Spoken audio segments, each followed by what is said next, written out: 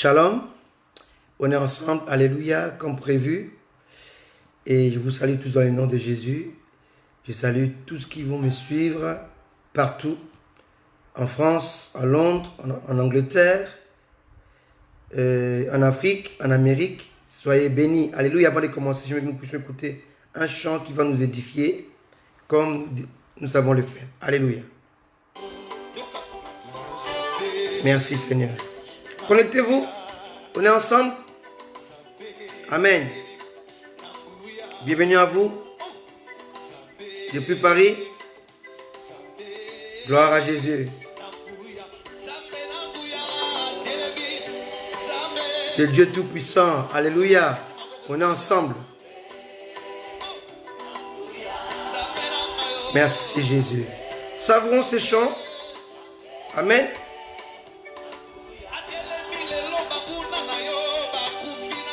Dieu se lève et tes ennemis sont dispersés, sont couverts de honte, dit la chanson.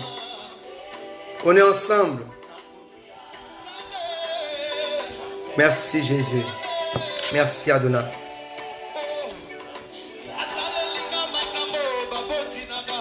Gloire à toi Seigneur. Nous bénissons tous qui sont connectés, nous bénissons tous qui sont dans les cultes ou dans les lives, que Dieu les assiste. Amen.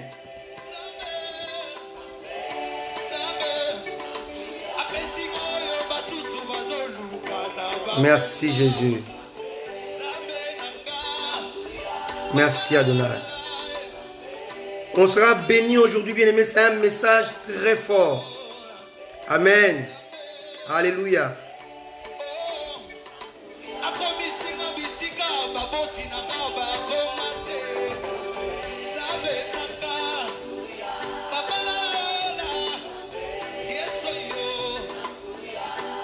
Savourons ces chants. Amen.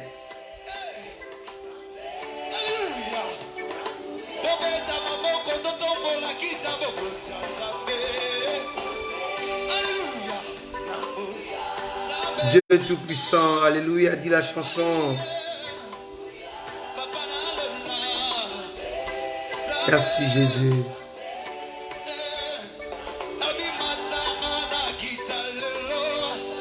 Lève-toi Seigneur, que moi je m'abaisse. Comme a dit Jean-Baptiste. Alléluia.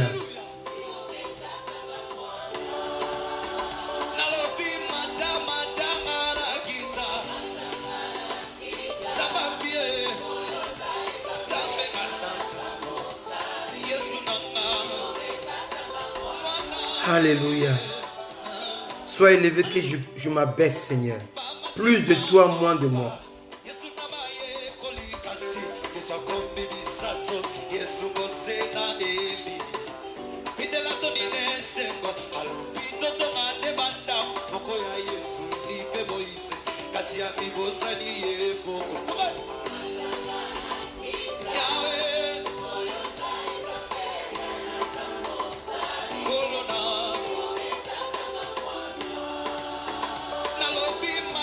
Lève-toi Seigneur ce matin, cet après-midi Seigneur. Tu es Dieu, je suis ton serviteur, je suis ton fils. Tu es papa et moi je suis l'enfant. Merci Jésus. Merci Seigneur.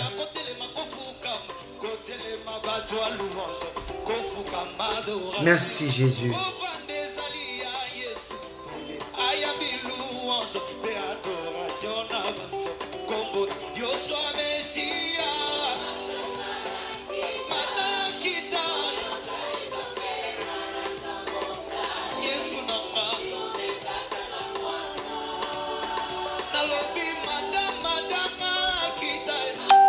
Merci Jésus.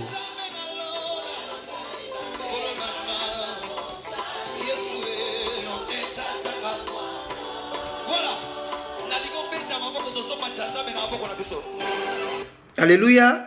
Amen. Alors la chanson disait que tu te lèves, que je diminue, plus de toi et moins de moi, disait Jean-Baptiste lorsqu'il parlait de Jésus. Alléluia. Qui se lève, que moi je m'abaisse, qui est plus de lui et moins de moi. Alléluia, ce que nous devons faire. Nous travaillons pour élever son saint nom. Amen.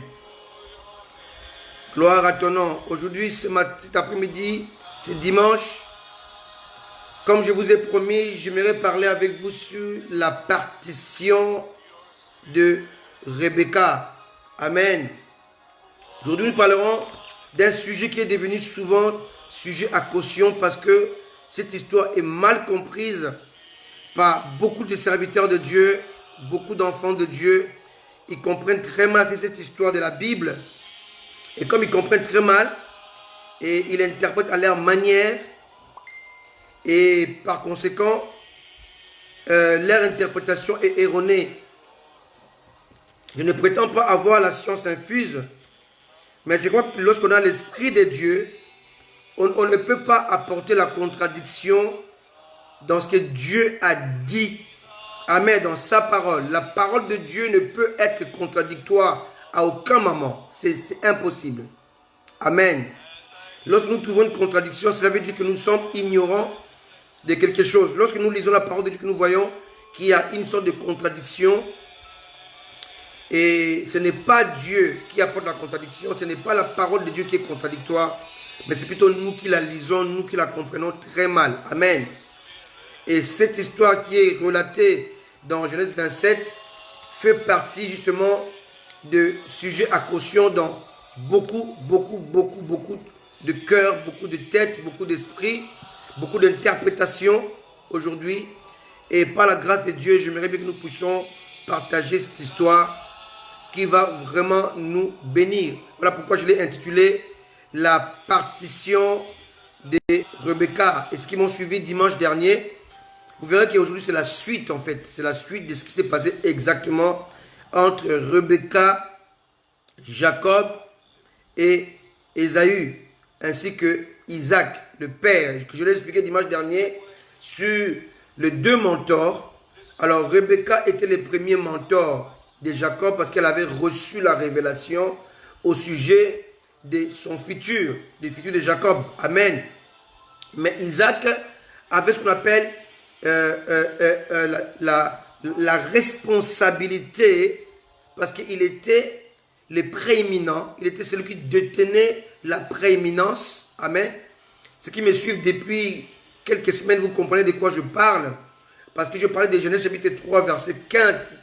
Et Dieu parle de la postérité qui devait venir afin de stopper l'élan du diable, de stopper l'élan du serpent ancien qui est le dragon, qui est Satan. Alléluia. Et alors cette déclaration, cette prophétie édénique que Dieu a prononcée faisait très peur dans le camp de Satan. Et Satan redoutait cela. Et il veillait à ce que la prophétie de Dieu ne puisse pas s'accomplir. Amen. Et voilà pourquoi je dis que ce verset pour moi, mais concernant, est le verset le plus puissant de toute la Bible. Parce que c'est le verset qui va parler ouvertement sur la rédemption. Parce qu'il y a d'une part la création de l'homme et d'autre part la rédemption de l'homme. Et là, j'ai démontré que la rédemption était plus importante que la création, parce que Dieu a consacré un chapitre et demi pour parler de la création, et tous les restes des chapitres de la Bible, tous les livres de la Bible ne parlent que de la rédemption. Amen. Alléluia. Donc je vous salue au nom de Jésus. Aujourd'hui nous parlerons de la partition de Rebecca. Alors sans plus tarder, on va voir Genèse chapitre 27 à partir du verset 1 jusqu'au verset 41. Il est vrai que nous ne pourrons pas lire les 41 versets. Amen. Amen.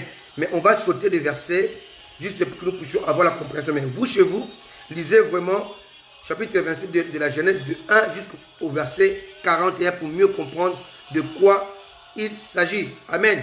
Alors ce chapitre est devenu un sujet à caution car la majorité d'interprétations sont biaisées et hors de sens. Car certains érudits pensent à tort que Jacob soit le voleur. Amen. Le voleur de la bénédiction de son frère Ésaü. Même dans ma Bible, quand je lis, je vois vol de bénédiction. Alors, ce titre qui est marqué dans ma Bible est marqué par les commentateurs de la Bible, donc certains érudits qui ont composé cette Bible qu'on appelle Scofield. Alléluia. Il y a eu beaucoup de docteurs en théologie, beaucoup d'intellectuels et puis beaucoup de savants de la Bible qui ont essayé de faire des commentaires et ils ont marqué le titre vol de la bénédiction. Mais moi, je ne suis pas d'accord avec cela. Pourquoi? Parce que les propriétaires de la bénédiction s'appellent Dieu. Alléluia. Et Dieu, dans Genèse chapitre 25, au verset 23, la Bible dit, l'Éternel dit, deux nations sont dans ton ventre, deux peuples, alléluia, se sépareront au sortir de tes entrailles.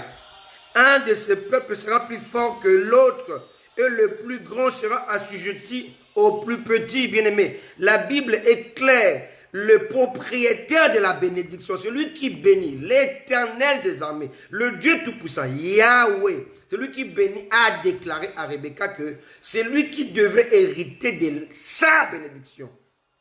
S'appellerait le plus jeune, donc Jacob. Alors, comment est-ce que Jacob peut voler ce qui lui appartient déjà? Et là, on est dans la première contradiction. Le titre dans vos Bibles, il est erroné. Il est hors de... Parce qu'il est contradictoire par rapport à ce que Dieu a dit dans Genèse 25, verset 23. Dieu a affirmé cela. Et si nous lisons encore l'apôtre Paul dans Romains, l'apôtre Paul avec le Saint-Esprit, inspiré par le Saint-Esprit, il va confirmer, même en donnant même certains détails que Moïse n'a pas donné en écrivant le livre de la Genèse. L'apôtre Paul a été plus explicite. Il va employer les mots que Moïse n'a pas employés. Et ça, vous allez voir que Dieu ne se trompe pas et ne se contredit pas. Amen. Alléluia. Alors, dans Romains, l'apôtre Paul est clair. Alléluia. Romains chapitre 9. Alléluia. Le verset 12. Il dit ceci. Quand il fut dit à Rebecca, donc ici Paul fait allusion à ce chapitre de la Genèse chapitre 27. Alléluia. Quand il fut dit à Rebecca, l'aîné sera assujetti au plus jeune, selon ce qui est écrit. J'ai aimé Jacob, j'ai haï Ésaü. Que dirons-nous donc? Y a-t-il en Dieu de l'injustice? Loin de là. Amen. Donc l'apôtre Paul va relater cette histoire que nous allons étudier aujourd'hui. Il va dire que, comme il est dit, j'ai haï Ésaü, j'ai aimé Jacob. Alléluia. Donc on ne peut pas parler du vol de la bénédiction parce que le propriétaire c'est Dieu lui-même. Alléluia. Et il avait jugé bon de bénir celui qu'il avait aimé. Amen. Alléluia.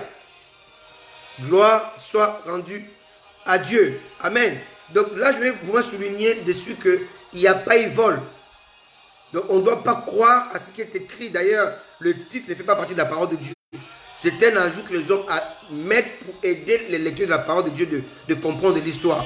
Mais si cet ajout est mal placé et il est erroné, il est biaisé. Amen. Alléluia. Comment Jacob pouvait-il voler une bénédiction qui lui était réservée depuis le ventre de sa mère? C'est un non-sens. Amen. Alléluia. Amen. Ici, il est question de la souveraineté de Dieu. Amen. La souveraineté de Dieu.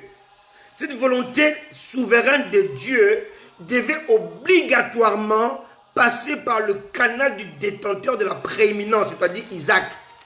Donc Dieu va donner la révélation, la prophétie à Rebecca, mais qui devait s'accomplir au travers d'Isaac.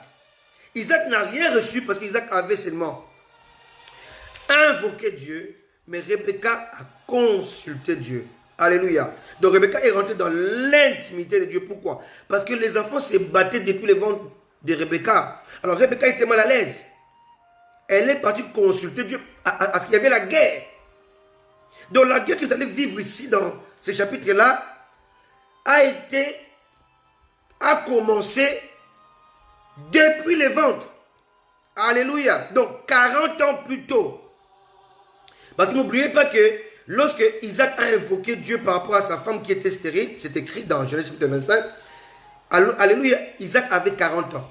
Et lorsque Dieu a exaucé Isaac, il avait 60 ans. Donc entre l'invocation, la demande de libérer sa femme qui était stérile et l'accomplissement, donc l'exaucement, il s'était passé 20 ans.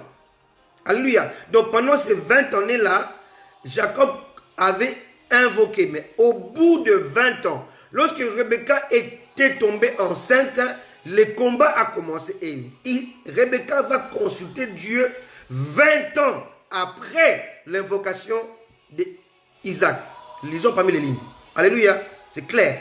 Amen. Alléluia. Donc Rebecca a passé le temps à consulter Dieu parce que les enfants devaient rester 9 mois dans les ventres. Quelqu'un me comprend? Alléluia. Donc, et Rebecca, comme elle se sentait très mal à ce que c'était les tumultes dans son ventre, et elle est partie consulter Dieu. Elle ne s'est pas seulement arrêtée au niveau d'invoquer Dieu, comme son mari, comme son époux, mais elle est partie consulter Dieu. Et la consultation suppose ou fait allusion à l'intimité. Alléluia. Et Dieu va lui révéler le secret. Le secret de ce qui va se passer hors de son ventre. Dieu va parler de 2 nations, de 2 peuples. Amen. Alléluia. Gloire à Dieu. Donc, la souveraineté de Dieu passe toujours par les canaux des hommes qu'il a lui-même choisis et élus. Alléluia. Amen. Quelqu'un me comprend? C'est très important. Dieu a promis à Abraham, mais devait accomplir la promesse à Abraham. Je n'arrête pas de le dire, mais vous comprendre cela. Amen. Alléluia. Et voilà, lorsque les enfants sont nés, Rebecca va veiller à cette prophétie par rapport à Jacob. Alors, Rebecca va maintenir Jacob à la maison. Alléluia. Pour lui inculquer la promesse de Dieu. Le comportement pour vivre la promesse. C'est très important. C'est une promesse qui est là, mais il faut adopter un comportement par rapport à la promesse. Alléluia. On peut le voir dans le livre de Rois, hein, lorsque Élie avait prophétisé par rapport à Jézabel. Élie était monté au ciel, mais la prophétie était restée. Amen. On peut détruire un homme de Dieu, mais on ne peut pas détruire la prophétie qui sort de sa bouche. Parce que la prophétie, c'est Dieu lui-même. Alléluia. Amen. Alors, on va voir qu'Élisée va conserver la promesse. Et lorsque le temps était arrivé où Jézabel devait mourir, et Élisée va se souvenir de la promesse, de la parole qu'Élie avait prononcée au sujet de Jézabel. Souviens-toi, rappelle-toi ce que Dieu avait dit au travers d'Élie. Alléluia. Que Jézabel va mourir et sa chair sera mangée par les chiens. Amen. Alléluia. C'est très important lorsque nous avons la promesse de Dieu d'adopter l'attitude de la promesse de Dieu. C'est très important. Et beaucoup ne comprennent pas ça. Dieu m'a promis, ça va se réaliser. Non, non, non. Pas du tout. Il faut adopter l'attitude de la promesse pour vivre la promesse. Alléluia. Parce que Dieu avait promis à Abraham. Et dans la promesse, Dieu avait inclus 3 choses. Quitte ton pays, quitte ta patrie et quitte la maison de ton père. Donc Dieu lui a dit 3 choses. Son pays, là où il habitait, sa patrie, sa famille, la maison de son père, ça veut dire ses nièces et ses neveux. Abraham a quitté son pays, a quitté sa patrie, mais il a transporté Lot qui faisait partie de la maison de son père. Ce qui fait que la prophétie a été bloquée, a été ajournée, a été retardée. Ça a été retardé pendant presque 25 ans. Parce que Abraham n'avait pas adopté l'attitude pour vivre la promesse de Dieu. C'est très important. Amen. On peut ajourner une promesse parce qu'on n'a pas l'attitude appropriée. Amen. Et beaucoup ne le savent pas. C'est très important. Amen. Et lorsque Abraham a compris, et vous allez même voir, la Bible est claire. Hein? La Bible est claire. Lorsque Abraham s'était séparé, écoutez-moi très bien. Alléluia. J'aimerais bien dire ça parce que c'est très important. Genèse, chapitre 13, verset 14. L'Éternel dit à Abraham, après que Lot se fut séparé de lui, lève les yeux et du lieu où tu es, regarde vers le nord et le midi, vers l'Orient et l'Occident, car tout le pays que tu vois, je le donnerai à toi et à ta postérité pour toujours. La promesse sommeillait en lui aussi longtemps que Abraham avait transporté en lui, avec lui, l'interdit. Donc la maison de son père, Lot. Lot en hébreu veut dire voile ou voilage, ce qui empêche de voir les réalités divines. Donc la mauvaise perception. C'est ça Lot. Alléluia. C'est très important.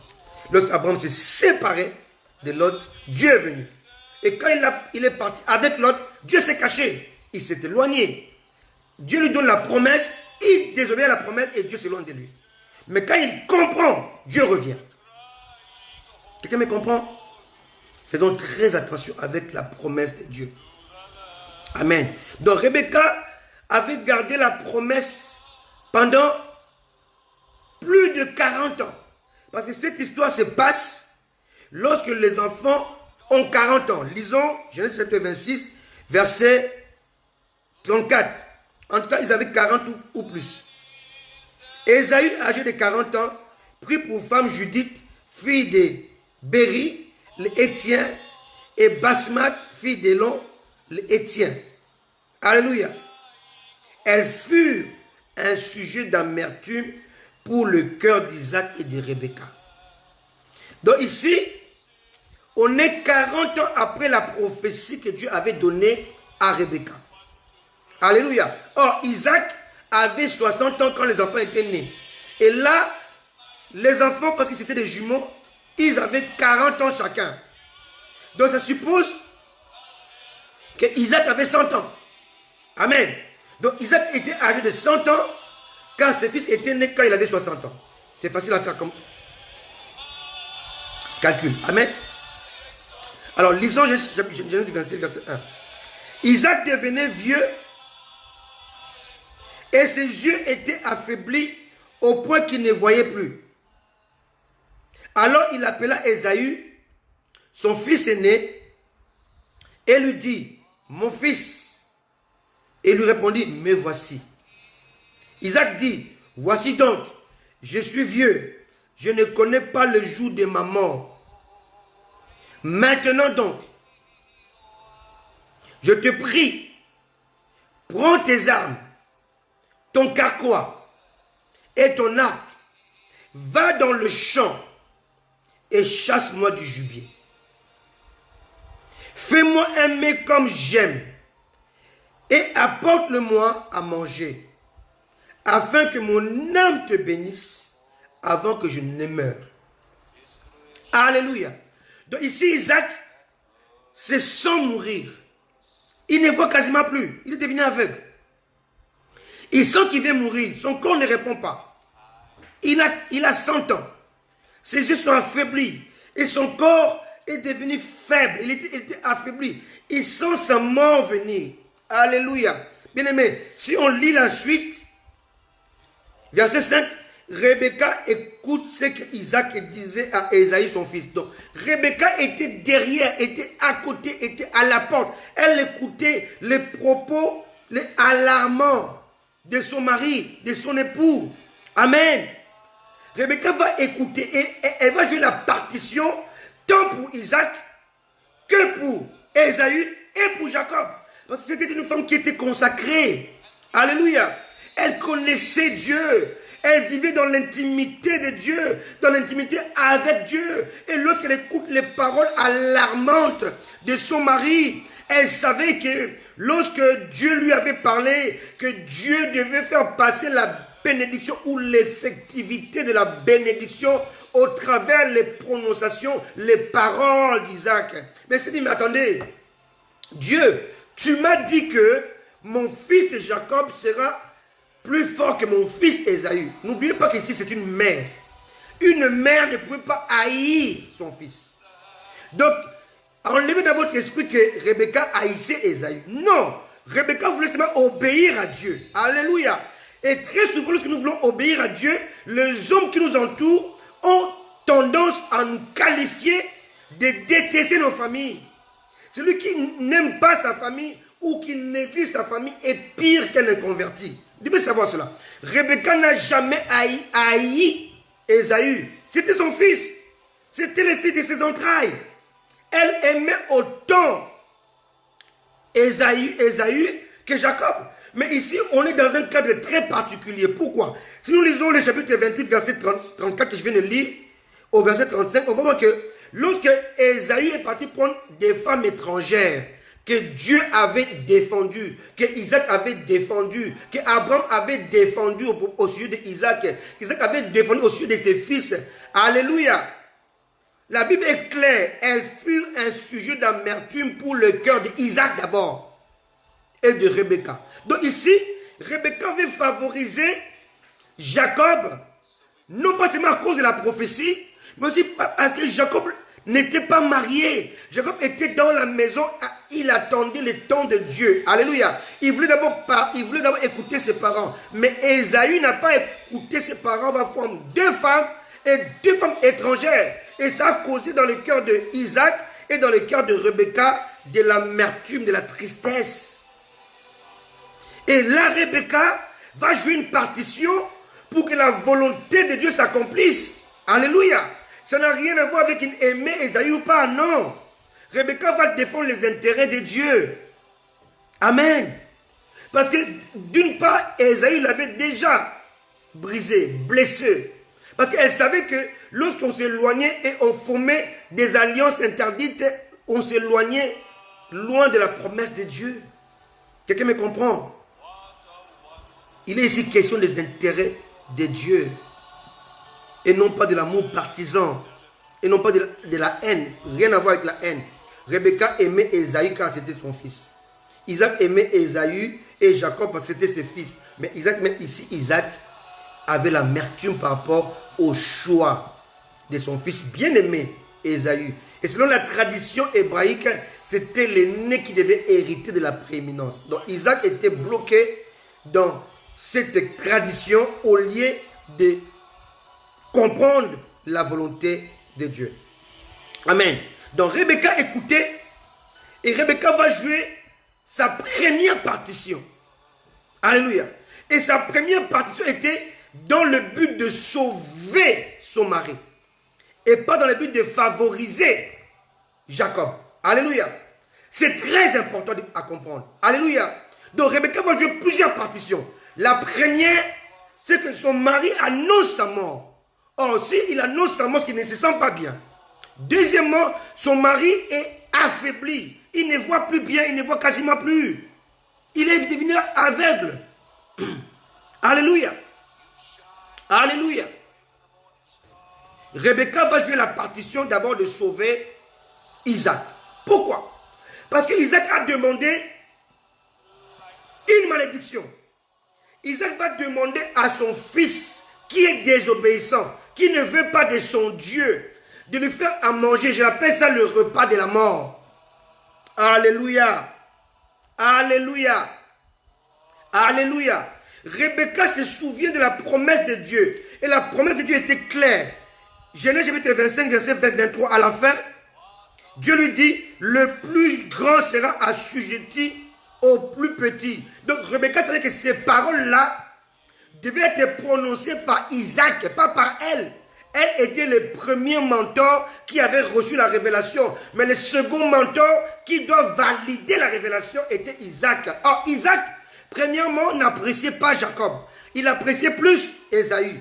Ésaü était son fils préféré parce que lui, il aimait manger le gibier. Alléluia. Amen.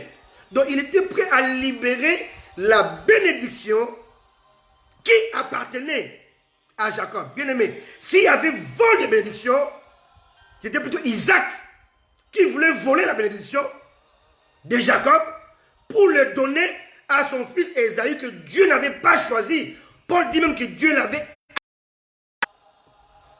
Amen. Ce sont des termes très très durs. Je reviendrai dessus pour dire que quand on parle de Dieu, ce n'est pas de la haine. C'est le rejet. Il n'était pas parmi son choix. Il ne faisait pas partie de son choix en fait. Amen. On va traduire dans le grec comme la haine, mais ce n'était pas la haine. Dieu n'a pas de haine parce que Dieu est amour. Amen. Ce n'est pas le sujet d'aujourd'hui. Amen. Donc le but de Rebecca, c'est qu'Isaac doit prononcer le même parole que Dieu lui avait donné. Parce qu'Isaac était le détenteur du prééminent. Donc c'était lui qui devait libérer le même parole afin que la promesse faite à Rebecca s'accomplisse à Jacob. Mais au travers de la bouche et au travers de mains d'Isaac. Malgré son esprit partisan. Quelqu'un me comprend? C'est très important. Ce chapitre-là est tellement profond et tellement puissant que j'aimerais bien aller doucement pour que nous puissions comprendre les trésors qui sont cachés dedans. Alléluia.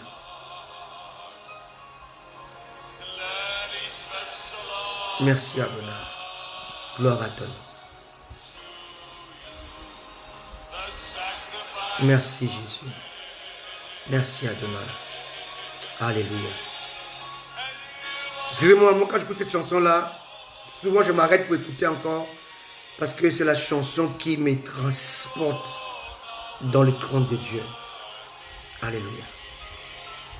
Rebecca devait jouer la partition d'abord de sauver son époux. Deuxièmement, sauver la promesse de Dieu. Sauver la réputation de Dieu. Quelqu'un me comprend? Lorsque Dieu voulait détruire le peuple d'Israël parce qu'ils avaient péché contre lui, il va dire à Moïse, je vais tous les exterminer et je ferai de toi une grande nation. Moïse a réfléchi à ce que Dieu avait dit dans sa colère, dans sa fureur. Moïse est maintenant parti intercéder et il va vouloir sauver la réputation de Dieu. Quelqu'un me comprend? C'est marqué dans vos Bibles. Alléluia. Je peux le lire. Alléluia. Alléluia. Ce que Rebecca voulait faire, sauver la réputation de Dieu. Ce que Dieu avait dit, ça devait s'accomplir. Alléluia. Alléluia. Alléluia. Amen. Et Moïse a fait pareil. Amen. Moïse était même prêt à ce que Dieu enlève son nom dans le livre des vies. Que Dieu perde la face. Que Dieu place sa réputation. Oh Dieu. Et lui, tu comprends ça, tu écoutes ça, ma chérie? Qui est à mes côtés? Moïse voulait sauver la réputation de Dieu. Écoutez bien. Exode 32, verset 7. L'Éternel dit à Moïse, va, descends, car ton peuple que tu as fait sortir du pays d'Égypte, s'est corrompu. Ils se sont promptement écartés de la voie que je leur avais prescrite. Ils se sont fait un veau en métal fondu. Ils se sont prosternés devant lui. Dieu déteste l'idolâtrie. Ils lui ont offert des sacrifices. Ils ont dit, Israël, voici ton Dieu qui t'a fait sortir des pays d'Égypte. C'est une insulte, ça, dans le cœur de Dieu. L'Éternel dit à Moïse, je vois que ce peuple est un peuple au cou raide. Maintenant, laisse-moi, ma colère va s'enflammer contre eux. Et je les consumerai, mais je ferai de toi une grande nation. Est-ce que quelqu'un me comprend? On aurait pu dire Dieu d'Abraham, d'Isaac et de Jacob. On aurait dit Dieu de Moïse. Quelqu'un comprend cette écriture? Mais écoutez maintenant la démarche ou la partition de Moïse. La partition de Moïse n'était pas seulement de sauver le peuple, mais d'abord de sauver la réputation de Dieu. Jesus. Verset 11, Exode 32.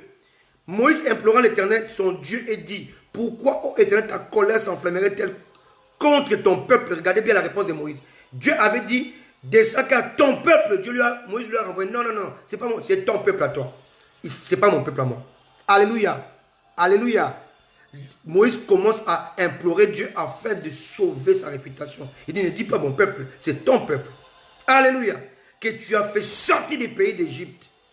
Par une grande puissance et par une main forte. Moïse va faire des éloges à ton Dieu. Il va démontrer sa grandeur. Il descend encore. Il dit, pourquoi les Égyptiens diraient-ils? C'est pour leur malheur qu'il les a fait sortir. C'est pour les tuer dans les montagnes, pour les exterminer du dessus la terre. Reviens de l'ardeur de ta colère et répands-toi du mal que tu veux faire à ton peuple, pas mon peuple, mais ton peuple. Alléluia. Souviens-toi d'Abraham. Oh mon Dieu. Quel intercesseur. D'abord, il sort, il veut sa réputation, il lui rappelle ce qui le touche. Souviens-toi d'Abraham, de la promesse. Souviens-toi d'Abraham, d'Isaac et d'Israël, tes serviteurs auxquels tu as dit, en jurant par toi-même, je multiplierai votre postérité comme les étoiles du ciel. Je donnerai à vos descendants tous ces pays dont je parlais et ils les posséderont à jamais. La Bible dit, et l'Éternel s'est repenti du mal qu'il avait déclaré vouloir faire à son peuple. Moïse a joué la partition de sauver l'honneur ou la réputation de Dieu. Il dit, mais Dieu, si tu le tues, tu es libre. Tu es tout puissant. Je ne peux pas te l'empêcher. Tu es plus fort que moi, tu es mon créateur. Mais tu n'as pas pensé à un détail, Seigneur. Ta réputation. Dans les oreilles des Égyptiens. Bien aimé, combien d'entre nous aujourd'hui, nous essayons de sauver la réputation de Dieu par notre comportement? Alléluia. Moïse voulait sauver la réputation, l'honneur de Dieu. Alléluia. Qui les font aujourd'hui? Quand un pasteur tombe et que tu commences à partager la vidéo, est-ce que tu sauves la réputation de Dieu ou tu la bafoues au monde? Quand tu montres la nudité d'un pasteur, que fais-tu? Tu sauves l'honneur de Dieu, la réputation de Dieu, ou tu livres Dieu en pâture? Alléluia. Quelqu'un me comprend? Moïse voulait défendre la réputation et l'honneur de Dieu. Il dit, mais qu'est-ce que les Égyptiens vont dire? Tu les as libérés entre leurs mains, mais tu les as amenés dans le désert pour bien les tuer. Et Dieu s'est repenti. Quelqu'un me comprend? Et ici, dans cette histoire, Rebecca veut sauver, pas seulement son mari, parce qu'elle a entendu que son mari allait mourir. Il n'avait que 100 ans. Mais Rebecca voulait aussi sauver la réputation de Dieu. Parce que Dieu avait parlé. Or, la promesse de Dieu ne pouvait pas s'accomplir sans que Isaac n'ait prononcé un mot. Sans que Isaac n'ait cédé le bâton de la prééminence à Jacob. Or, s'il mourait, la parole de Dieu devenait caduque. La partition de Rebecca. Premièrement, sauver la réputation de Dieu. Car si Isaac mourait, ce que Dieu avait dit au sujet de la promesse serait caduque. Où sont les Rebecca aujourd'hui? Où sont les Rebecca aujourd'hui? Rebecca, ce n'est pas forcément l'image d'une femme. Rebecca, c'est l'image de celui d'une personne qui a écouté la parole de Dieu, qui a écouté la promesse de Dieu et qui va mettre en place, alléluia, qui va mettre en place des modalités, qui va avoir une attitude et veiller à ce que la promesse de Dieu s'accomplisse. Où sont les Rebecca aujourd'hui? Car il en est de la réputation de Dieu. Amen. Voilà ce que j'appelle la partition de Rebecca. Oh, je peux même m'arrêter ici. C'est un très bon message. Amen. Alléluia. Elle s'est dit en elle-même, mais il ne peut pas mourir. J'ai besoin de lui par rapport à ce que Dieu m'a dit. Oh Seigneur. Et Rebecca va tout faire pour empêcher que son mari qui est aveugle ne mange le repas de la mort. Car il savait que Ésaü était loin de Dieu et tout ce que Ésaü devait apporter était rempli de morts. Ici, Isaac sentait sa mort. Mais s'il mangeait le repas d'Ésaü, il allait vraiment mourir pour de vrai. Combien d'entre vous qui m'écoutez, combien d'entre vous qui me suivez, aviez mangé le repas de la mort, aviez écouté les paroles des prophètes que Dieu a déjà rejetées. Dieu avait rejeté Ésaïe et tout ce qu'il peut donner comme sémence, comme nourriture, était empoisonné. Amen. Alléluia. Alléluia. Comme je l'ai prêché mercredi, lorsque je parle du morceau trempé, lorsque un impie mange quelque chose de sain, ça dévoile son identité. Quand Satan était à côté de Judas pour lui souffler des choses, pour souffler ce qu'il devait faire, Judas va voir les pharisiens, il va voir les religieux pour pouvoir vendre Jésus, mais il ne pouvait pas le faire. Et lorsqu'il a seulement pris les morceaux trempés, c'était un boulevard, le diable est rentré en lui. Alléluia. C'est la même chose, la parole de Dieu ne change pas. C'est la même chose. Amen. Si seulement Isaac avait mangé le repas d'Ésaü, il allait mourir pour de vrai. Or, si Isaac mourait, la parole de Dieu devenait caduque et la promesse faite à Jacob serait biaisée. Et Rebecca va jouer un rôle qui est très important, qui te sauve aujourd'hui. La partition de Rebecca. Quel message! Amen. Alléluia. Amen. Amen. Donc Rebecca devait sauver d'abord l'honneur de Dieu à cause de ce qu'il avait dit. Ce qu'il avait dit au travers d'elle au sujet de Jacob qui était lié à Isaac. Jacob devait recevoir l'effectivité au travers de la bénédiction prononcée par Isaac et scellée par ses mains. Je dis bien prononcée par Isaac, par sa bouche et scellée au travers de ses mains. Alléluia. Amen. La partition de Rebecca. Alléluia. Mais qui était Isaac aux yeux de Dieu? Bien aimé, Isaac était d'abord le détenteur de la prééminence. Donc il était l'ascendant du Messie. Annoncé dans Genèse chapitre 3, verset 15. Destiné à stopper l'élan du serpent ancien, Satan, le dragon, le diable. Donc Isaac était l'ascendant. Donc c'est par lui que Dieu devait passer pour faire sortir le Messie, les rédempteurs. Donc aux yeux de Dieu, il était très important. Quelles que soient ses fautes, Isaac devait accomplir ce pourquoi il était envoyé sur la terre. Quelqu'un me comprend?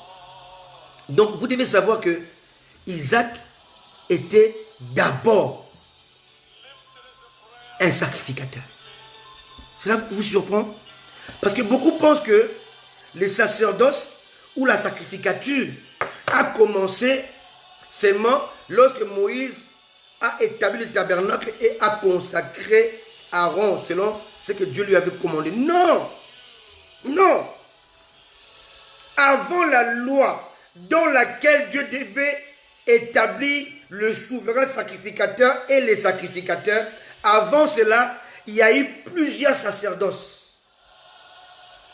Alléluia. Donc plusieurs souverains sacrificateurs et plusieurs sacrificateurs. Donc Isaac, dans le cas d'espèce, il était sacrificateur. Or, dans les temps anciens, un souverain sacrificateur était en même temps un prophète. My goodness. Rappelez-vous que Caïphe, qui était souverain sacrificateur au temps de Jésus, il avait prononcé une parole qui était une prophétie. Et la Bible dit, Matthieu va le dire, va le redire. Il va dire, Caïphe l'a dit ainsi parce qu'il était souverain sacrificateur et il a parlé comme un prophète. Donc, dans la réalité des éléments divins que nous devons maîtriser, nous devons savoir que tous les patriarches qui ont précédé Christ, qui ont précédé la loi de Moïse, ils étaient en même temps des prophètes, en même temps des sacrificateurs et ils jouaient le rôle de roi. Parce qu'ils étaient l'image de la prééminence de Dieu. Amen. Alléluia. Alléluia. Alléluia. Alléluia. L'image de la prééminence. Faisons très attention. Donc Isaac était en même temps le prééminent, mais il était aussi un sacrificateur. Amen. Mon Dieu. Je parle à quelqu'un cet après-midi. Alléluia.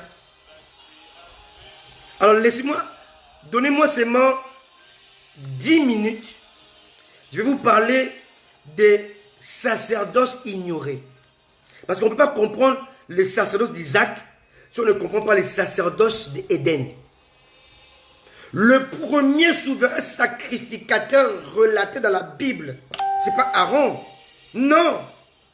Le premier souverain sacrificateur dans la Bible, c'est pas Aaron. On peut le lire. Amen. Alléluia. Alléluia. Le premier grand prêtre, le premier souverain sacrificateur dans le grand prêtre, c'était Dieu lui-même. Amen. Amen. Genèse chapitre 3, verset 21. Je parle à quelqu'un ce soir, cet après-midi, on va ramener l'église à l'exactitude de la parole de Dieu. Parce que lorsque la base, elle est déformée, lorsque la base, elle est biaisée, nous devenons des chrétiens, non pas inconvertis ou bien non convertis, mais nous devenons des chrétiens mal convertis. Et les églises sont remplies de chrétiens mal convertis. Parce que la base est biaisée, la base est faussée, la base est déformée, la base est tout, sauf Christ. D'autres sont chrétiens avec pour base leur pasteur. Ils sont chrétiens avec pour base leur religion. Ils sont chrétiens avec pour base leur doctrine. Ils sont chrétiens et pour base leur manière de voir Dieu. Non! Il n'y a pas deux manières de voir Dieu. Il y a une seule manière de concevoir Dieu. Il n'y a pas deux visions, il y a une seule vision. Amen. Il n'y a pas deux bergers, il y a un seul berger, c'est Christ. Nous autres, nous sommes des sous-bergers. Donc nous travaillons dans sa bergerie, c'est lui le bon berger, et nous sommes des sous-bergers. Nous sommes des sentinelles dans sa bergerie. Donc, il y a des mots que nous ne pouvons pas dire. Je ne peux pas dire à Pacheline qui me suit, par exemple, tu es ma brebis. Non. Et elle et moi, nous sommes les brebis du Seigneur. Mais Dieu m'a établi comme gardien dans sa bergerie. Mais je suis aussi une brebis du Seigneur. Amen. Et le langage sur lequel les hommes de Dieu disent, c'est ma brebis, c'est mon fidèle. C'est un langage diabolique. C'est de l'idolâtrie. Dieu n'est pas d'accord avec ça. Jésus a dit, je bâtirai mon église. Quand un pasteur dit dans mon église, mes brebis, c'est un usurpateur. Il ne connaît pas Dieu. Il a des bases qui sont faussées. Il est mal converti. Il est certes un homme de Dieu, mais il a besoin d'écouter ce que je dis. Parce que moi je dis, mais ce que Dieu dit au travers de moi. Revenons aux vraies bases bibliques, aux vraies bases scripturelles. Il y a des mots qu'on ne peut pas parler sous peine de porter préjudice à la réputation de Dieu. Je vous disais tout à l'heure, Moïse devait défendre les intérêts, la réputation de Dieu. Rebecca voulait défendre les intérêts et la réputation de Dieu. Et moi, Christian, Dieu m'a établi dans ces temps de la fin afin de défendre la réputation de Dieu. Les hommes de Dieu qui me suivaient arrêtaient de dire de telles choses. Mes brebis, mon église. Tu n'as pas d'église, tu n'auras jamais d'église. L'église appartient à Jésus. Et toi et ceux qui t'entourent, vous êtes tous membres du corps de Christ, c'est tous des brebis du Seigneur. Le berger, le seul, c'est Jésus-Christ. Amen. Alléluia. Et moi et vous, nous sommes des sous-bergers. Nous sommes des sentinelles établis par Christ, le bon berger, afin de veiller sur ses âmes. Jésus était clair. Pierre, m'aimes-tu? Paie mes brebis. Il n'a pas dit paie tes brebis. Paie mes brebis. Elles ne t'appartiennent pas. Alléluia. Jésus a dit, mes brebis me connaissent. Je le connais. Toi qui es pasteur, tu as 50 églises dans le monde. Tu dois avoir honte. Parce que tu es un usurpateur. Jésus a dit, mes brebis, je le connais. Est-ce que tu connais les membres des 50 églises que toi tu dis, j'ai 50 églises dans le monde? Tu connais les membres? Tu connais les membres? Bien aimé. Lorsque nous avons la connaissance de la parole de Dieu, certaines choses que nous disons, nous sommes ridicules aux yeux de Dieu, aux yeux du diable. Quand tu dis, j'ai 25 églises, supposons que chaque église a 10 000 membres, bien aimé, 10 000 fois 25, 250 000, et qui sont dans 15 pays différents, bien aimé. Vous cherchez la mort ou quoi? Alléluia. Amen. Et la Bible dit que mes brebis, je le connais. Pasteur, toi qui te tapes la poitrine, j'ai 40 églises. Tu connais chaque membre. Tu pries pour chaque membre. Donc tu veux porter une gloire qui ne t'appartient pas. Toi qui m'écoutes. Alléluia. Bien-aimé, partagez-moi cette vidéo-là. Les hommes de Dieu doivent écouter. Je ne suis pas le seul, le véritable qui a la science infuse. Non, mais je dis ce que la Bible dit. Il est temps de corriger, de revenir à la vraie fondation. Christ doit être notre seul berger. Il faut cesser de dire, mes brebis, mon église. Tu n'auras jamais d'église. Tu n'auras jamais de brebis. Jésus est mort pour ses brebis. Il a donné sa vie pour ses brebis. Tu ne seras jamais le bon berger. Et ces brebis qui te suivent ne sont pas tes brebis. Elles appartiennent à Jésus. Cessons de parler ainsi. Il en est à la réputation de notre Dieu. Nous sommes incapables en tant que des êtres humains de connaître plus de 200 000 personnes de tête, de prier pour eux. Tu vas prier pendant combien de temps pour prier pour chaque membre? Quand ils sont malades, comment tu sauras que l'autre, il y a une qui est malade? C'est chercher à porter les fardeaux que tu ne sauras pas supporter, bien-aimé. C'est insensé. Changeons. Amen. Ce n'est pas les brebis d'un pasteur, c'est les brebis de Jésus-Christ. Et le pasteur est un sous-berger qui est sous l'ordre du berger qui est Jésus-Christ lui-même. Quelqu'un m'a compris?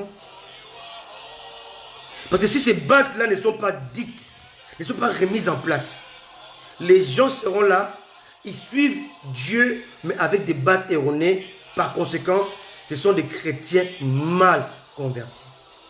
Amen. Amen. Ceux qui veulent me combattre, ne veulent pas me combattre moi, Christian. Ils veulent combattre la parole de Dieu. Parce que ce que je dis, c'est écrit dans la Bible, dans vos Bibles, dans nos Bibles, dans la parole de Dieu. Alléluia. Donc le premier souverain sacrificateur, le premier grand prêtre dans la Bible, ce n'est pas Aaron, c'est Dieu lui-même. Genèse chapitre 23, verset 21. Lisons. L'Éternel Dieu fit à Adam et à sa femme les habits de peau et ils les en revêtirent. Alléluia. Pour faire les habits de peau, qu'est-ce que Dieu a fait? Il a tué un animal. Et là, ça nous ramène dans le tabernacle dans lequel il y avait un souverain sacrificateur et plusieurs sacrificateurs. Et Dieu, il est ici le premier grand prêtre, lui-même. Deuxièmement, il y a ce qu'on appelle les sacerdoces de Caïn. Oui, Caïn avait un sacerdoce. Alléluia. En tant que les descendants d'Adam, postérité d'Adam, contrairement à ce que les autres religions disent qu'il était le fils du serpent bien-aimé, il faut lire la parole de Dieu. Il faut pas aussi croire à n'importe quoi. La Bible est claire. Adam connut Ève, sa femme, Genèse chapitre 4. Elle conçut, elle enfanta Caïn. Et elle dit, j'ai acquis un homme de par l'Éternel, bien-aimé. La Bible est écrite noir sur blanc. J'ai acquis un homme de par l'Éternel. C'est pas. Et puis vos religions disent que Caïn était le fils du serpent. Et Ève avait couché avec le serpent. Il faut arrêter ces bêtises-là. Alléluia. Si on peut même dire que quelqu'un était le fils du serpent, on peut dire que c'est Abel. Parce qu'on n'a pas dit ça. Elle enfanta encore son frère, Abel. Mais là, on dit qu'elle a enfanté avec l'aide de Dieu. Passons. Ça, c'est un autre débat. Je parlerai de ça l'autre, je vous parlerai de la vraie sémence du serpent. Je crois que dimanche prochain, si Dieu le veut, le thème, ce sera la vraie sémence du serpent. Je vais expliquer ces choses-là qui créent des divisions entre chrétiens, entre non, c'est vrai, c'est faux. Dieu va nous écrire. La parole va parler au cœur, non pas moi. Alléluia. Dieu voulant, je revenais dessus. Ce n'est pas le sujet d'aujourd'hui. Donc le premier grand prêtre, c'est Dieu lui-même. Et comme le fils est né d'Adam et Ève était Caïn, il était automatiquement prêtre. Donc dans son sacerdoce, on peut le voir tout dans Genèse chapitre 4, de 1 à 15, où sa prêtrise, il y avait la traîtrise. Dans la prêtrise de Caïn, il avait la traîtrise, donc la haine, le manque d'amour. Alléluia. Donc Caïn, à cause de sa traîtrise, de sa haine, il a été disqualifié par Dieu. Alléluia. Donc le sacerdoce de Caïn a été biaisé à cause de la disposition de son cœur qui n'était pas bon. Dieu l'avait disqualifié. Si je m'attarde dessus, je vais prendre même 10 minutes dessus.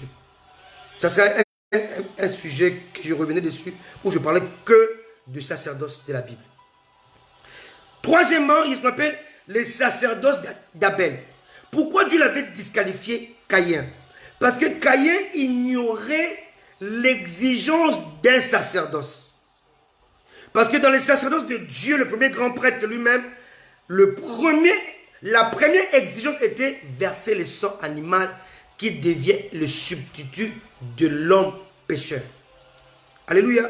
Or, Caïn va offrir à Dieu ce qu'il mangeait. Il a sacrifié sa nourriture. Parce que l'homme était végétarien à cette époque-là. L'homme est devenu omnivore, chapitre 9 de la Genèse, après le déluge. Mais avant, l'homme était végétarien. Donc, Caïn a donné à Dieu le meilleur de lui-même, ce qu'il lui mangeait. Donc, il a sacrifié son repas, son déjeuner, son dîner. Il a donné ça à Dieu, mais Dieu l'a rejeté. Parce que ça ne correspondait pas à l'exigence de Dieu qui était le sang.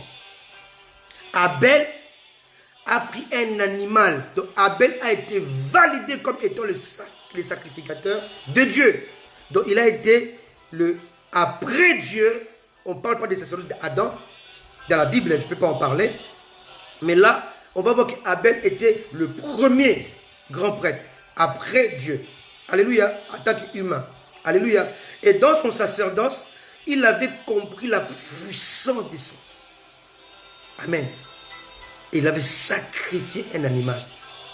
Après, nous avons ce qu'on appelle le sacerdoce de Noé. On peut le voir dans Genèse chapitre 8, verset 20, où Noé va offrir à Dieu des sacrifices. Après, on va voir ce qu'on appelle le sacerdoce de Melchisédek.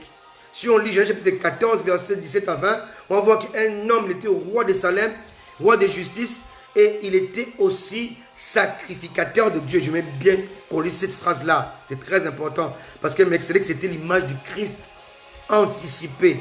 Alléluia. Parce que Melchisédek, il n'avait ni père, ni mère, ni généalogie. Donc c'était Dieu lui-même.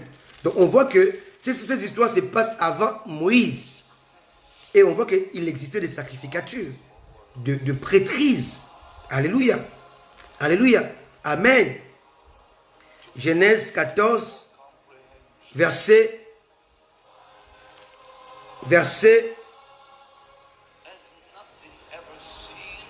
18. Melchisédek, roi de Salem, fit apporter du pain et du vin. Et il était sacrificateur du Très-Haut. Le pain et le vin, l'image du Christ et du Saint-Esprit. Amen. Il bénit Abraham et dit, béni soit Abraham par le Dieu Très-Haut, maître du ciel et de la terre. Béni soit le Dieu Tout-Puissant qui a livré tes ennemis entre tes mains. Et Abraham lui donna la dîme de tout. Donc ici, on voit que Melchisédek était un souverain sacrificateur. Alléluia. Il était sacrificateur du Dieu Très-Haut. Donc on voit ici la prêtrise de Melchisédek. Et on va encore voir la suite. Après Melchisédek, il y a eu les sacerdoces d'Abraham. On peut le voir dans Genèse chapitre 18. Alléluia.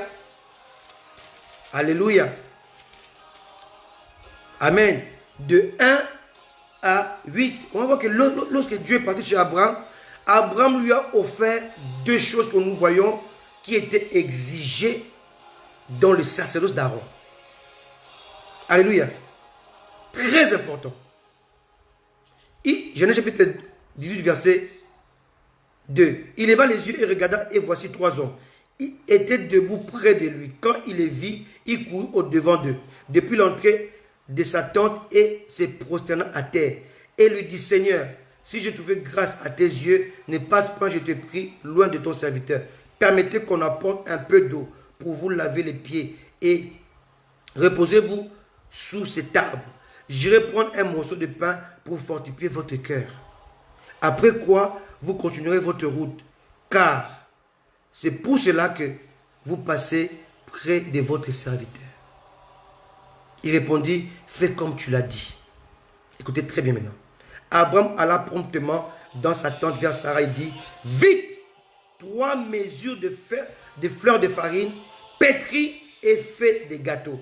Et Abraham courut à son troupeau, prit un veau tendre et bon, le donna à un serviteur qui se hâta de la prêter. Alléluia. Ici, Abraham a utilisé deux choses que nous retrouvons dans le livre de Lévitique, chapitre 2, versets 1 à 3. On voit la fleur de farine. La fleur de farine fut l'image de la perfection du Christ, mais aussi de sa constance et de son caractère. La fleur de farine faisait partie du sacrifice qui était considéré comme sacrifice de bonne odeur. Alléluia. Et c'était un geste de sainteté. Alléluia. Un acte de sainteté. Donc Abraham a été sacrificateur avant Aaron. Parce qu'il a pratiqué les choses que Dieu avait exigées sans le savoir. Avant qu'Aaron ne le fasse, Dieu a dit ça à Moïse. Mais Abraham a fait ça avant même que Dieu ne lui demande. Donc c'était un souverain sacrificateur dans sa prêtrise avant Aaron. Alléluia. Alléluia. Fleur de farine, lisez dans Lévitique chapitre 2, verset 1 à 3. Vous allez voir l'importance qui était considérée comme le sacrifice de bonne odeur. Alléluia. Agréable odeur à Dieu. Donc, si vous lisez aussi Luc chapitre 15, vous allez voir que lorsque le Père, qui était l'image de Dieu, avait reçu son fils prodigue qui est rentré à la maison, il avait utilisé le veau gras. Alléluia. Et le veau est aussi symbole de sacrifice de l'Holocauste. Donc ici, Abraham, en tant que grand prêtre, il va offrir le fleur de farine et l'Holocauste. Alléluia. On passe. Ensuite, il y a ce qu'on appelle les sacerdoces de Job. Vous devez savoir que Job était le contemporain d'Abraham. Il a vécu dans la même période qu'Abraham. Donc, il a vécu avant Moïse. Amen. Et on va voir que Job, chapitre 1, à chaque fois, ses enfants allaient dans le fait, il rentrait, la Bible est claire, il les sanctifiait. Un être humain qui n'est pas sacrificateur, comment peut sanctifier les gens? Alléluia. Donc ici, nous voyons le sacerdoce de Job. Oh Dieu bon. Toujours avant Aaron. Si vous lisez Exode chapitre 3. Alléluia. Amen. Lorsque Moïse est parti chez Jéthro, verset 1, Moïse faisait paître le troupeau de Jéthro, son beau-père, sacrificateur de Madian. Ici, on voit les sacerdoces de Jéthro. Alléluia. Donc aujourd'hui, Dieu ramène de nouvelles bases dans votre croyance, dans votre chrétienté, dans votre foi. Il n'y a pas eu seulement Aaron comme le premier souverain sacrificateur. Il y en a eu beaucoup. Le premier, c'était Dieu lui-même. Alléluia. Il y a eu ce qu'on appelle les sacerdoces de Caïn qui étaient rejetés, car dans ces sacerdoces-là, il y avait l'absence du sang. Il y a eu les sacerdoces de Abel, le vrai sacerdoce Abel. Il y a eu les sacerdoces de Noé, sacerdoce d'Abraham, sacerdoce de Melchisédek, sacerdoce de Job, sacerdoce de Jéthro. Et là, aujourd'hui, nous sommes en train d'étudier les sacerdoces d'Isaac. Alléluia! Amen! Je suis dans la joie, car Dieu enseigne son peuple. Amen! Alléluia! Les sacerdoces d'Isaac. Pourquoi j'en parle? Parce que dans les sacerdoces d'Isaac, il manque beaucoup de choses. Amen. Alléluia. Isaac fut le piètre sacrificateur de tous qui ont précédé Aaron. Parce qu'il ignorait les principes relatifs aux sacrifices exigés par Dieu. Dans les sacerdoces, le souverain sacrificateur n'a pas le droit d'offrir un animal sauvage. Jésus, Seigneur, aide-nous. Amen. Il n'a pas le droit d'égorger un animal sauvage. Or, ici, Isaac veut bénir, veut établir. Pour établir Aaron, Moïse n'a pas égorgé un animal sauvage.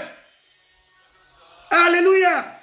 Tous les animaux que Dieu réclamait dans les sacerdoces étaient les animaux de la somme domestiquée. Et là, Isaac, dans son sacerdoce, il va quitter les principes de Dieu. Il va aller chercher à ce qu'on puisse lui égorger.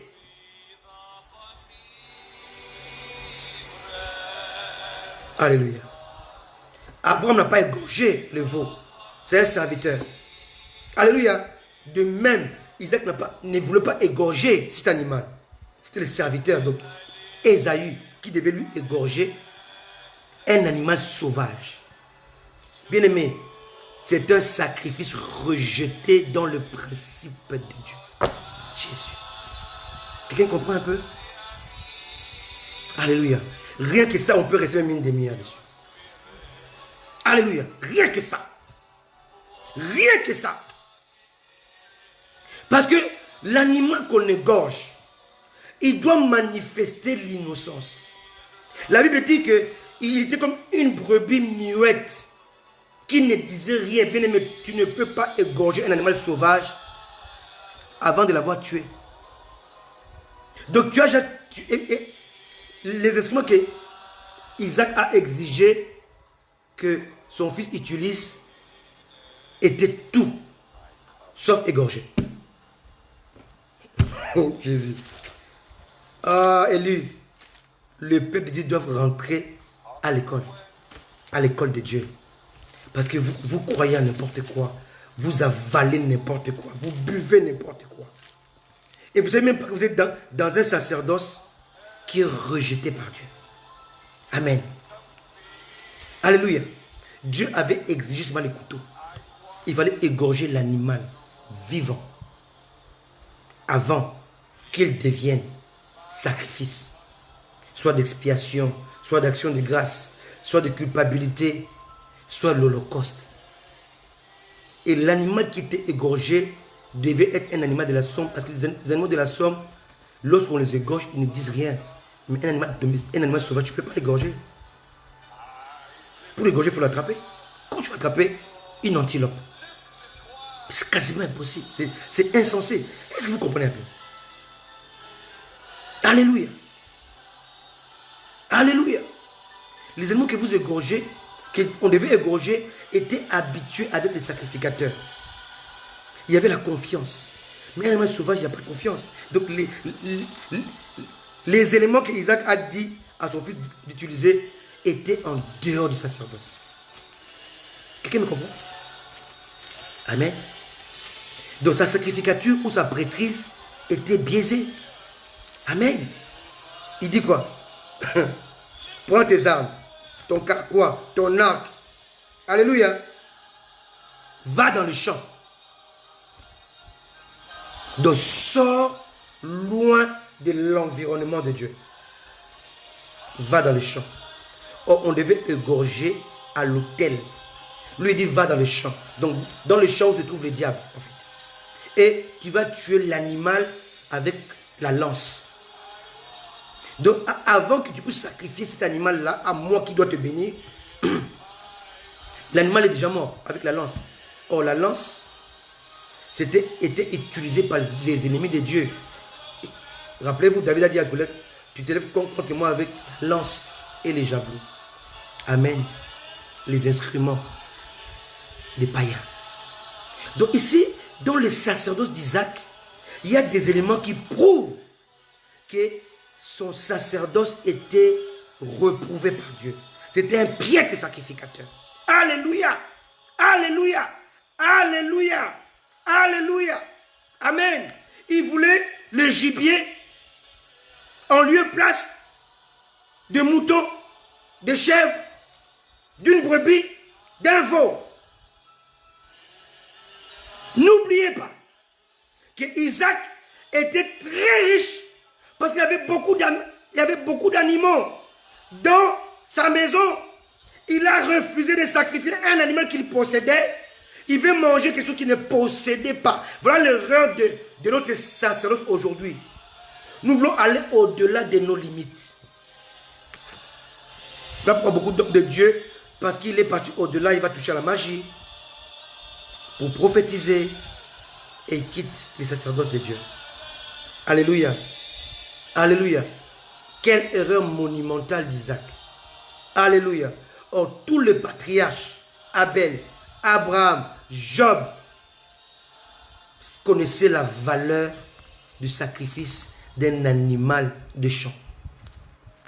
Maintenant, quand Rebecca voit ça, il va jouer sa partition maintenant. Comment faire pour sauver Isaac? Et Dieu l'avait déjà rendu aveugle pour que Rebecca puisse l'aider à revenir à la raison. À faire le choix de Dieu. Alléluia. Or, ce que Rebecca avait vu, Isaac ne l'a pas vu. Dieu a dit à Rebecca, Amen, il y a deux nations. Donc Dieu dit qu'il y a Israël dans ton ventre et puis il y a Édom dans ton ventre. Alléluia. Dieu dit qu'il y a deux peuples. Donc deux royaumes. Peuple élu, peuple rejeté. Donc Dieu dit que comme il y a deux royaumes, il y a deux peuples, il y a deux rois. Il y a deux côtés, Christ et de l'autre côté, Hérode. Alléluia. Quelqu'un me comprend? Dans le ventre de Rebecca, il y avait Christ qui était venu pour sauver l'humanité, les Juifs. Il y avait de côté Hérode, l'Édomite. Christ, c'est Jacob. Hérode, c'est Ésaü. Les deux étaient dans le ventre de Rebecca. Alléluia. Et Ésaü a dit, je tuerai Jacob. Hérode a dit, tuez-moi les rois. Jésus, quelqu'un comprend ce que Dieu dit à son peuple? Voilà pourquoi il se battait. Dans le ventre, Hérode voulait tuer Christ dans le ventre de Rebecca. Et dans la réalité, ça s'est aussi manifesté. Quelqu'un peut comprendre cette profondeur-là?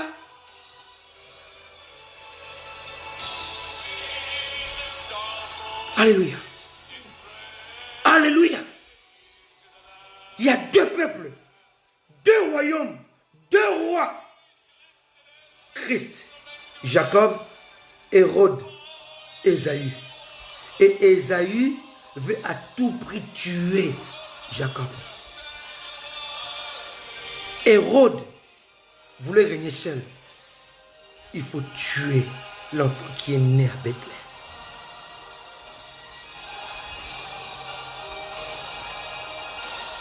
Le sacerdoce de Rebecca.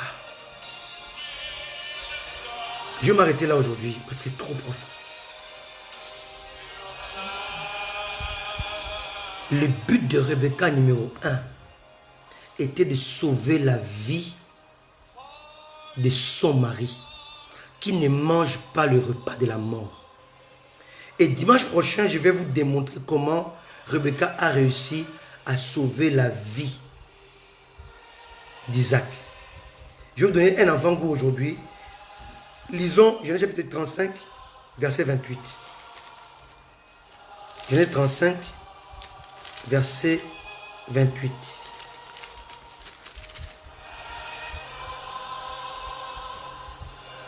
Le jour d'Isaac furent de 183 ans. Je vous ai dit que Isaac a eu les enfants quand il avait 60 ans. Maintenant, cette histoire se passe lorsque les enfants avaient 40 ans. Donc, on comprend que Isaac, lui, il a maintenant 100 ans. Mais il va annoncer qu'il va mourir. Mais il est mort à 143 ans. Donc le repas que Rebecca avait préparé avait prolongé sa vie de 43 ans. My goodness. My goodness. My goodness. Je prêche aujourd'hui pour te dire que le repas que Ésaü te porte, le faux serviteur de Dieu, le faux prophète, le faux apôtre, le faux pasteur, vont écourter ta vie. Tout enseignement qui s'écarte de la révélation du Christ manifesté par le Saint-Esprit va écourter ta vie. On appelle ça des colloquettes sauvages. Va provoquer la mort dans ta spiritualité. Va provoquer l'incrédulité. Va te faire mourir dans l'église. Va t'amener à la perdition. Mais je t'apporte le repas de Rebecca. Le repas qui vient prolonger les jours. Le repas qui vient ouvrir les yeux. Le repas qui va changer ton attitude. Rebecca savait, alléluia, elle savait que si son mari Isaac avait mangé les gibiers, c'était contraire au sacerdoce établi par Dieu. Rebecca savait que le souverain sacrificateur ne mange pas les gibiers. Alléluia. Parce que si vous lisez dans la loi de Moïse, lorsque tu as mené, alléluia, une offrande ou un sacrifice d'action de grâce, c'était partagé. Une partie était donnée au souverain sacrificateur, une partie revenait à celui qui offrait. Amen. Ça veut dire que le souverain sacrificateur n'avait pas le droit de manger un gibier. Il devait manger l'animal de la somme. Et là, Isaac voulait manger le gibier. Il sortait de son sacerdoce. Il sortait des principes de Dieu. Aujourd'hui, je te dis qu'on t'amène non pas le veau, non pas l'agneau, mais on t'amène une antilope, on t'amène un taureau, pas un taureau, on t'amène un buffle qu'on ne peut pas élever. Et cela t'apporte la mort. Ton pasteur, ton leader va quitter le cadre de Dieu. Il va aller chercher le repas qu'il doit te donner en Israël. Il va prendre de l'eau du Jourdain, l'huile. Il va prendre ceci. Il va ajouter au principe de Dieu. Donc il sort de l'environnement de Dieu. Il va aller dans le champ chercher l'interdit pour t'impressionner. Attention. Attention au Ésaü. Leur but, c'était de tuer le père. Parce qu'ils savent que le père a l'amertume. Si je tue le père, bien aimé, il va le dire après. Il va le dire. Je vais vous le montrer. Je vais vous le montrer. Il va le dire après la mort d'Isaac. Vous voyez ce que Rebecca a fait comme partition? Rebecca a empêché que Jacob soit tué par Ésaü. Parce qu'il portait la lance. Il était sauvage, c'était Goliath. Il était rempli de haine. Amen. Quelqu'un me comprend? Quelqu'un me comprend ce que je suis en train de dire ou pas? Alléluia. Alléluia. Alléluia. Rebecca savait ça. Elle était très profonde. Très profonde. Vous qui ne comprenez mal les paroles de Dieu, la femme ne doit pas faire ceci, la femme ceci. Est-ce que toi tu as le niveau de Rebecca? Toi qui m'écoutes, qui est contre les femmes. Honte à vous. Vous avez besoin d'être éclairé par Dieu. Alléluia. Alléluia. Alléluia. Alléluia. Alléluia. Amen. Et si toujours dans la même histoire, on va voir à la fin. Amen. Ésaü conçut, Genèse chapitre 27, verset 41.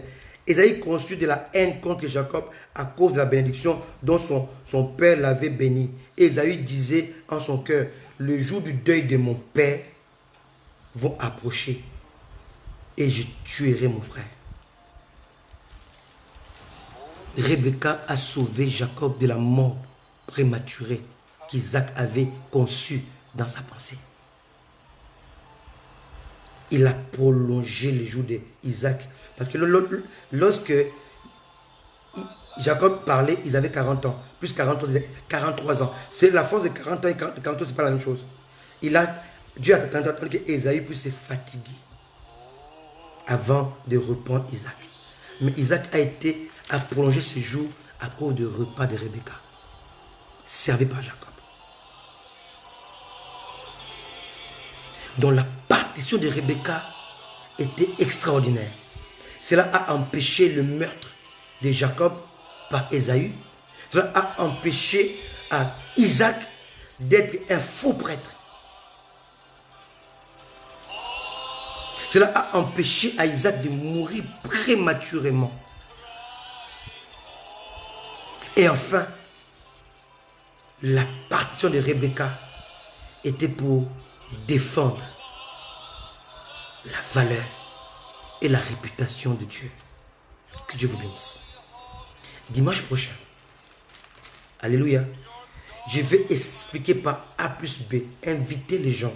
Je vais démontrer par A plus B, selon la parole de Dieu, que Jacob n'a jamais menti. Même pas une seule fois. Car Dieu ne peut pas bénir les menteurs. Que Rebecca n'a pas menti. Que Rebecca portait la posture de Christ et la posture de l'esprit. Parce que tout ce qu'elle disait reflétait Christ. Reflétait l'esprit de Dieu. Et Jacob n'a pas menti en disant qu'il était Ésaü. Il n'a pas menti. On verra cela dimanche prochain. Que Dieu vous bénisse. Je vous aime de tout mon cœur. Moi et mon épouse élue, nous travaillons dans le seul but de ramener les peuples à la vraie source qui est Jésus-Christ. À la vraie doctrine qui est la parole de Dieu immuable et inaltérable. Pas aux doctrines des hommes. Pas aux doctrines des hommes qui font des hommes des dieux. Pas aux doctrines des hommes qui lavent les pieds des autres. Jésus a lavé les pieds des apôtres. Il a dit, faites cela aussi vous-même. Cherchez-moi un seul verset de la Bible où Pierre a lavé les pieds des gens.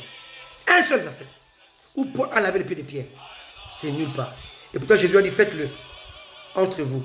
Mais ceux qui n'ont pas compris ces messages-là, ils prennent la bassine d'eau, le seau d'eau, ils commencent à se laver les pieds. Ce n'est pas biblique. Ça montre l'ignorance que Jésus a dite. Laver les pieds, c'est faites-vous serviteurs les uns les autres. Servez-vous les uns les autres. Voyez-vous comme étant inférieur à l'autre. C'est ça qui veut dire lavez-vous les pieds les uns les autres. Mais nous, tellement qu'on n'a pas compris ça, un pasteur veut devenir pasteur, on vient, on lave ses pieds. Mais bien aimé, tu as appris ça où? C'est écrit dans quelle Bible? Jésus l'a dit, mais Jésus l'a dit, la pratique c'était comment? Jésus a dit, allez, baptisez au nom du Père, du Fils et du Saint-Esprit. Jésus l'a dit. Cherche-moi un seul endroit où Pierre, où Paul, où les apôtres ont baptisé au nom du Père, du Fils et du Saint-Esprit. C'est nulle part. Ils ont baptisé au nom de Jésus. Entre ce que Jésus a dit et ce qu'ils ont fait, il y a eu l'instruction du Saint-Esprit. Jésus a beaucoup parlé en parabole. Amen. Et quand l'Esprit est venu, il les a éclairés. Baptiser au nom du Père, au nom du Fils et du Saint-Esprit veut dire baptiser au nom de Jésus. Amen. Alléluia. Alléluia. Laver les pieds veut dire être humble, être simple, être servant, être serviable, être accueillant. Amen. Alléluia. C'est pas prendre l'eau naturelle avec les seaux naturels, les bassins naturels. C'est pas ça. C'est pas ce que Jésus voulait dire.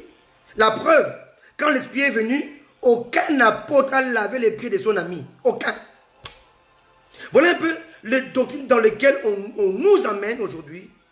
Et faute d'instruction spirituelle, de compréhension spirituelle, de coaching spirituel, et nous adhérons à ces choses qui sont hors des Écritures. Et du coup, nous sommes maintenant des personnes, des chrétiens mal convertis. Je n'ai pas dit inconvertis, je n'ai pas dit non convertis, mais mal convertis. Parce que la base qui est Christ est faussée. Amen. Que Dieu vous bénisse. Alléluia. Nous vous aimons.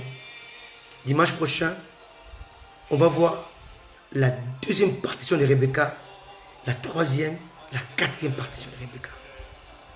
Nous vous aimons. Que Dieu vous bénisse. Amen. Soyez bénis. Soyez comblés. Amen. On va prier le Seigneur. Père, merci pour ta parole. Elle nous a fait du bien et elle a enlevé les écailles de nos yeux. Nous te prions que cette parole soit partagée à tous les hommes de Dieu, à tous les enfants de Dieu, afin qu'elle apporte la lumière qui chasse les ténèbres et qui dissipe l'obscurité. Père, je te prie au nom de Jésus, que ton esprit agisse dans le cœur, afin d'amener à ton peuple la compréhension de ta parole, au nom de Jésus. Amen. Amen. Merci à vous qui êtes là depuis les États-Unis, depuis Londres, depuis la France, depuis l'Afrique, depuis Hong Kong. Nous vous aimons et nous sommes là pour vous servir, pour défendre les intérêts de Dieu. Soyez bénis. Que Dieu vous bénisse. Alléluia. Amen. Alléluia. Soyez bénis au nom puissant de Jésus. Amen. Amen. On se retrouve mercredi. Alléluia. Mercredi à 19h élu. À 19h de Paris.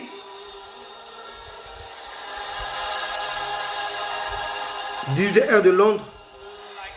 Alléluia. Pour un très bon message. Et dimanche prochain, il y aura la suite de ces messages. La partition de Rebecca. Soyez bénis, vous qui êtes là depuis la Belgique. Je vois ma maman qui me salue. Je t'aime, maman. Celle qui m'a élevé. Amen. Je vois mon petit frère. Alléluia. On va se quitter avec ce chant que j'aime beaucoup. Alléluia. Chantez avec nous. Il n'y a que Jésus. Je vous aime de tout mon cœur. Soyez bénis. On se quitte avec ce chant que j'aime de tout mon cœur. Chantez avec moi. Merci Adonai. Défendez la réputation de Dieu comme l'a fait Moïse et comme l'a fait Rebecca. Dieu vous bénira. Amen. N'exposez pas les hommes de Dieu qui sont dans la faiblesse. Amen. Protégez-les. Amen. Faites comme les fils de Noé qui ont protégé la réputation de leur père. Je vous aime de tout mon cœur. Soyez bénis. Soyez bénis. Gloire à Jésus. Ah. Rendez-vous mercredi prochain. Amen.